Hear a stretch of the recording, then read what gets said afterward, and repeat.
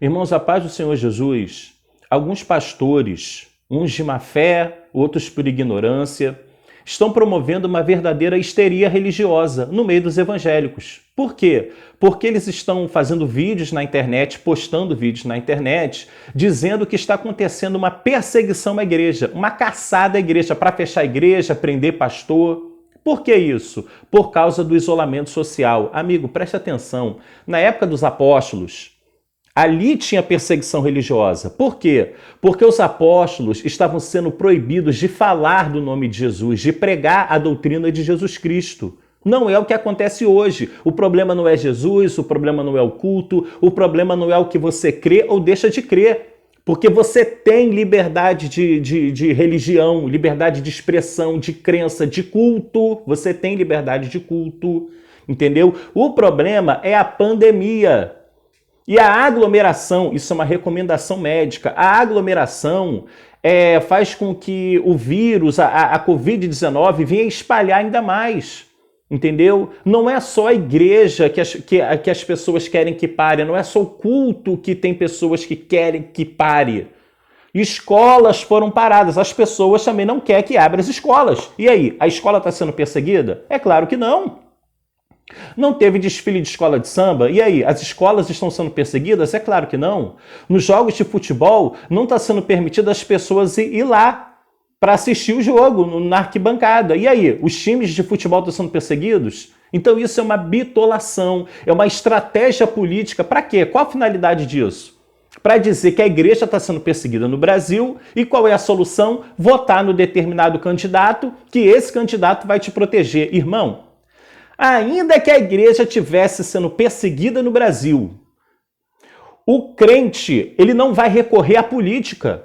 Os apóstolos eram perseguidos e quando eles eram perseguidos, presos, mortos, torturados, eles não recorriam à política. Eles dobravam o joelho, falavam com Deus e Deus ia lá resolver. Deus ia lá e abria a porta da prisão, como fez com Pedro, com os apóstolos, com Paulo e Silas. Então, se a igreja estivesse sendo perseguida no Brasil, a solução é buscar Deus e não votar no candidato tal. Poxa, isso é uma malandragem, né, irmão? Então, é recomendado que se pare com aglomeração. O problema é aglomeração, é multidão. Esse é o problema. Deixa eu te falar uma coisa. Você deixar de estar naquela congregação, isso não atrapalha a sua vida espiritual, não atrapalha a sua comunhão com Deus.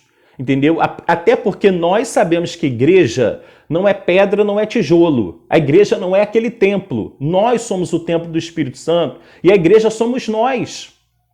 Essa igreja, ela não fecha. Entendeu? Então, você vai ver na Bíblia, o que Jesus ele fala? E tu, quando orar, entra no teu quarto, fecha a tua porta e ora a teu Pai em secreto e ele te recompensará. Então você se isolar não te atrapalha espiritualmente, pelo contrário, isso te fortalece. Nós evangélicos sempre tivemos esse costume. Quando a gente quer buscar mais a Deus, a gente se isola. Moisés ficou 40 dias no monte, isolado, e recebeu as tábuas da lei. Noé com a sua família ficou dentro da arca. Não sei quantos dias, mais de 100 dias ali. O dilúvio durou 40 dias, mas eles ficaram muito mais tempo na arca. E aí?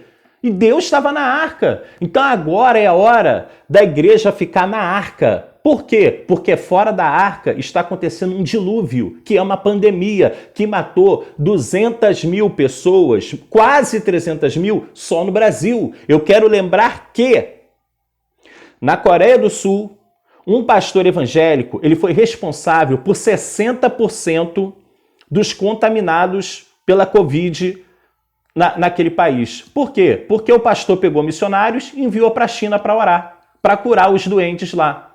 Não curou, contraiu a doença e ainda levou para o seu país. Esse pastor teve que pedir perdão. Por quê? Porque a Bíblia diz, vigiai e orai. Se você ora, mas não vigia, a sua oração é em vão. Então o que isso significa? Eu sei que tem uma pandemia. Aí eu vou falar, mas eu confio em Deus para me proteger. Eu confio em Deus para me curar. Aí por isso eu vou para uma aglomeração? Aí eu estou tentando ao Senhor. Entendeu? Vigiai e orai. Tá bom? Deus abençoe a todos.